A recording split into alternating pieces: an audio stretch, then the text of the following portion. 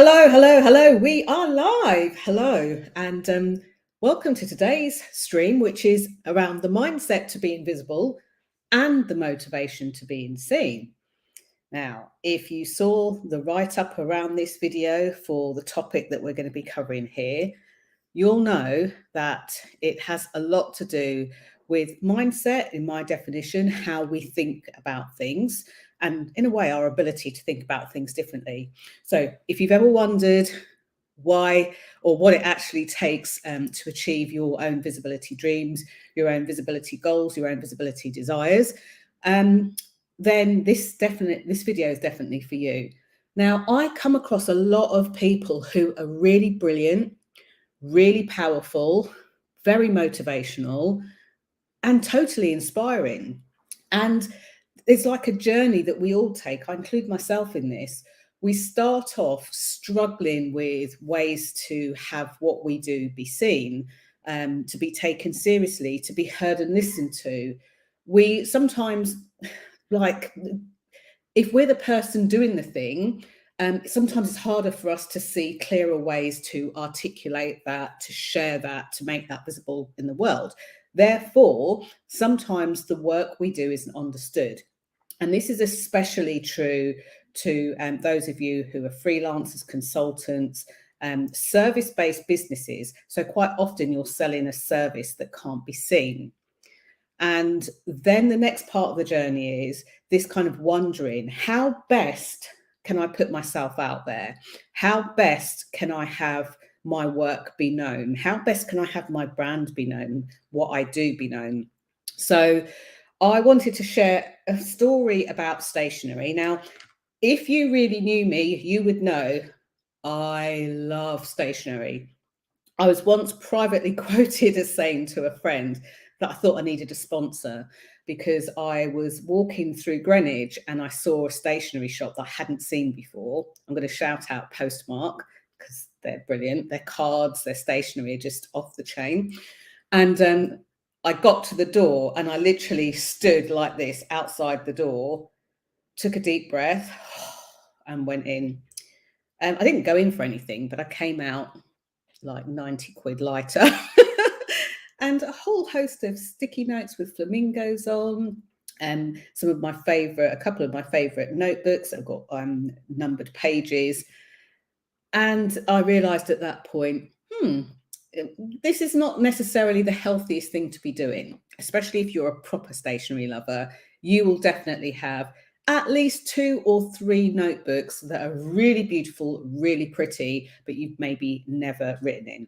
So what has stationery and all of this got to do with being visible and like the mindset of being visible and the motivation of being visible? Well, I'm about to tell you the humble story of this pen, because I promised you in the write-up that I would tell you the story of a pen, a simple story, but one that I think will resonate with most of you. So if you are watching and you would like to, and you can, do let me know where in the world you're watching from, and or just say hi, or just continue watching, and thank you for the love heart there. So I love my stationery, I love my notebooks, I love my pens. This actually very rarely happens to be a black inked pen, but if you've ever seen me in the flesh, maybe we've sat in a workshop together or been in a mastermind or program of some sort, I always have a number of pens with a number of different color inks. It actually helps me to remember stuff, and I've been like this for a few decades now. So just yesterday, I was preparing for a presentation that I'm going to be doing, a talk that I'm going to be giving. And I had a blue pen, a red pen, and this black pen. And I was writing down the important elements of what I wanted to say.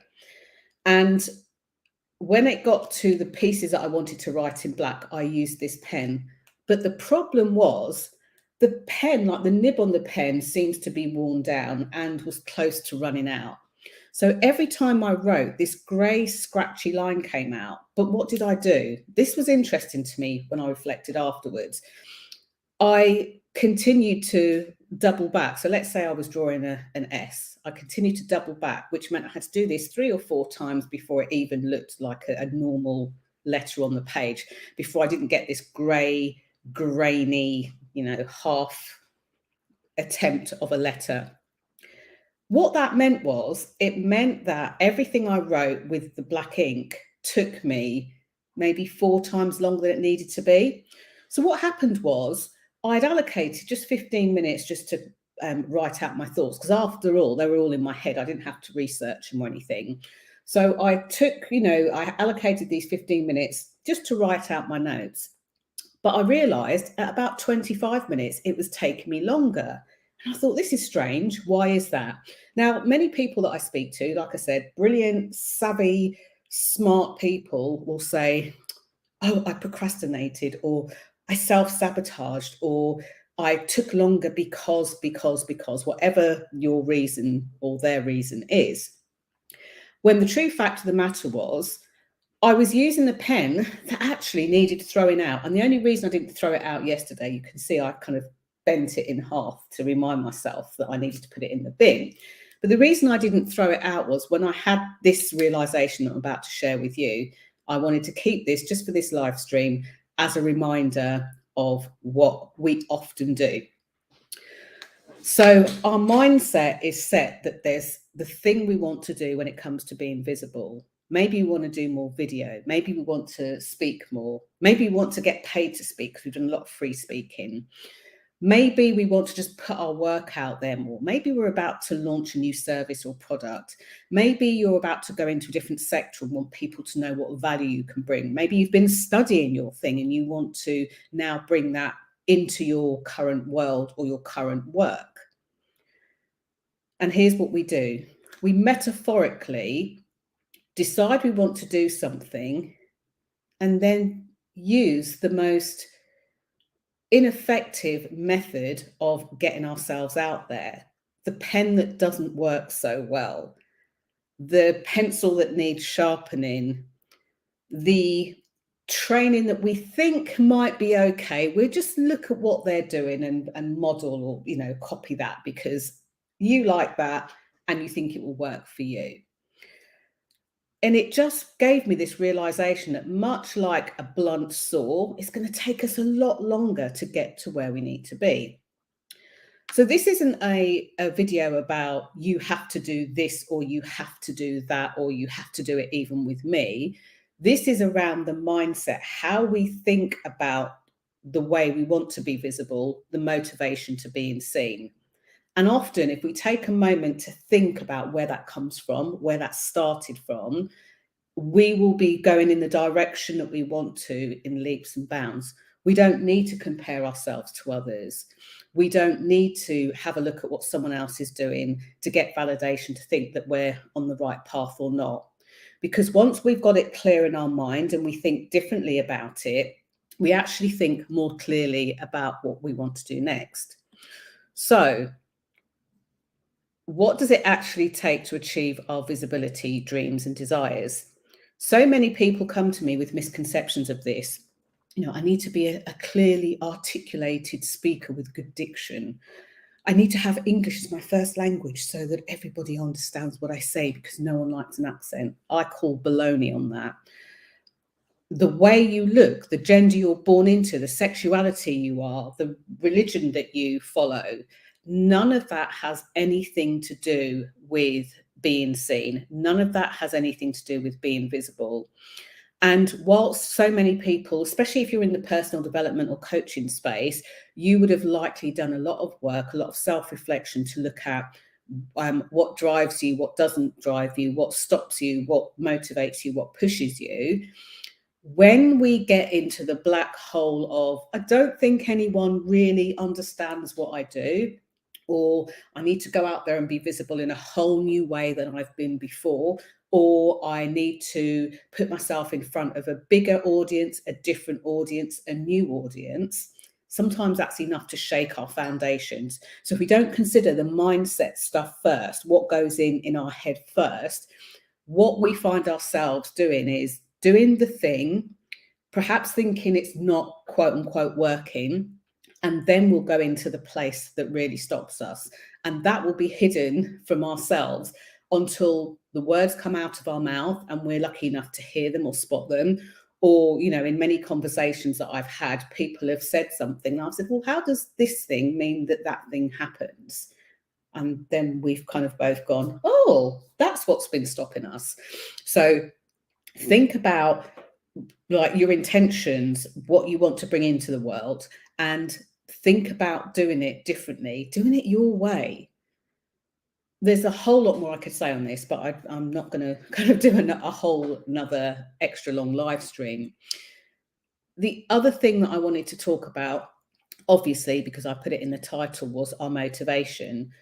And one of the things, hey Marie, hi Marie, good to see you. I'm going to read your comments and come back to you in a sec. One of the other things that people often struggle with is the motivation to being seen. And it's so interesting. People will tell me their reasons why they don't want to be seen or why it's difficult to be seen. And I'm not one of those people that dismisses or poo-poos someone's reality, somebody's lived experience and somebody's path that they've trodden. Often that is the thing that stops them. But what is refreshing to know is your motivation to be seen comes from whatever is underneath or behind that. So if we can scoop that up like some sand and start to explore that, that's when we start to distill what's really going on and we can make a difference. So so Marie's brought up some really good points. She said, sometimes other people spark my inspiration for what to say. And this is interesting. I love this. Marie may have come across this, and some of you might have too. Many years ago, I had a human design reading. And one of the parts of my human design reading, done by a lovely lady called Marianne, who I don't think she does them anymore. I wish she did, because we went on to have a number of calls where she broke down everything on the chart. And one of the things on my chart is, as a manifesting generator, and for some of you listening to this, you'll be like, what are you talking about? But as a manifesting generator, it's like I've got this energy, I've got this engine, and people have alluded to this for years, and I've kind of gone, oh, thank you, and kind of been a bit, embarrassing. But people have said that sometimes they experience being with me, it's like a force, like a vibe. Quite often people to this day will still say, you've got a vibe about you. And I put it down to this engine, this manifesting, generating engine. And one of my blessings, I guess, is that because of that, not only do I zizz up my energy 100%, 110, 150, 200%, but when people are speaking to me, they will often get sparks of inspiration, not because I'm doing anything to them, but because they're in that energetic space as well. So if I'm speaking to someone who's at 30%, and I'm not asking anyone to out themselves, but if you've experienced that with me, maybe you've had a call with me, had a chat with me about something and started off feeling a bit, I don't know where to start, I'm overwhelmed, I'm frustrated. And then by the end of the conversation have said, I feel so much better now, I feel lighter, I feel ready to face the world. The reason for that will be because of this human design that I have. I'm not the only one in the world with it. But part of my human design, when you look at all the pieces together, mean that other people will often be sparked from being in that energy.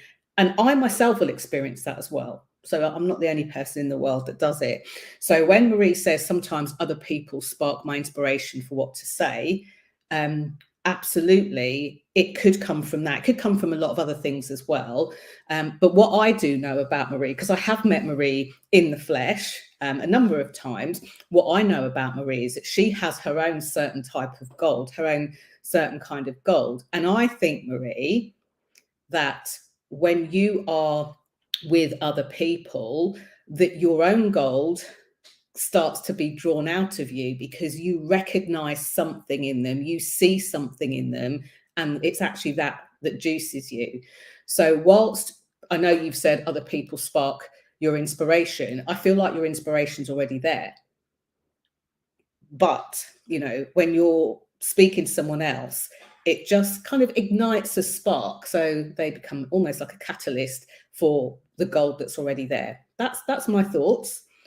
All other opinions, of course, are accepted. Um, and she says, I don't love my Essex accent. I'm not sure why I love accents so much, but I do. I love them. I have done since I was a child.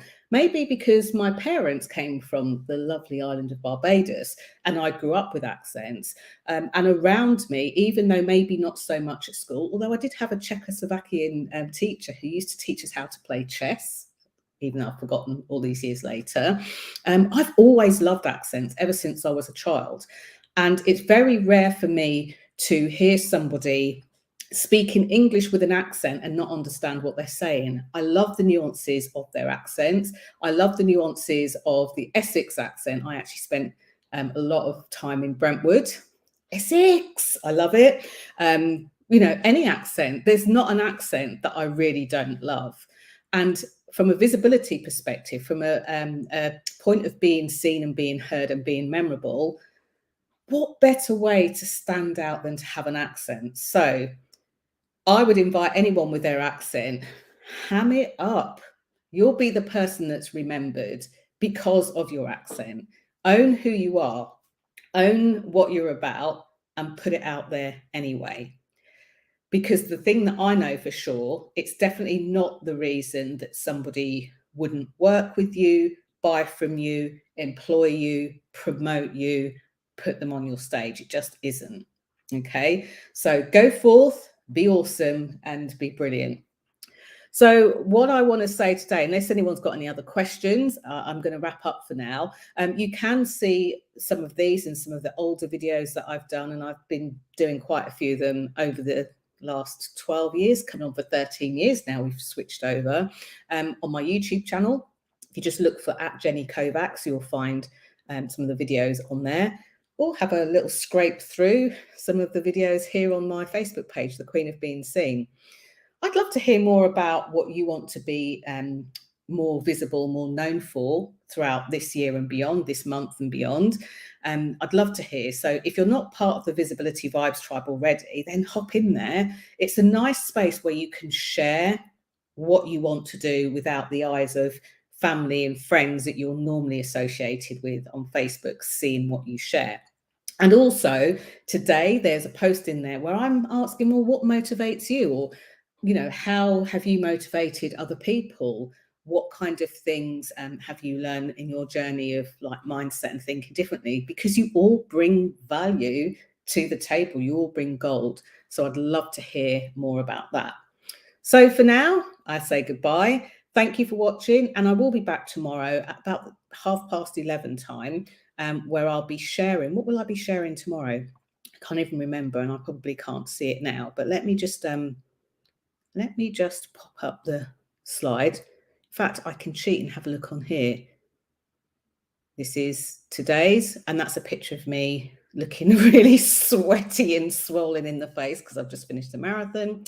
And yes, tips and techniques on being seen and being heard. And did you know? So if there's anything that you are particularly stuck with, let me know. And if you let me know at least an hour before tomorrow, then I'll be able to anonymously include it for you to protect your privacy.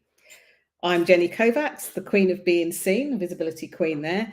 And I'm passionate about helping you put yourself out there and to be more visible, whether it's through speaking, through video, or through a number of those things. This year is an exciting year. Can't wait to share the good news with you. And I look forward to hearing more and seeing more of you out there online. Thanks for watching. Thanks for commenting. And thanks, Marie, for sharing. Bye for now.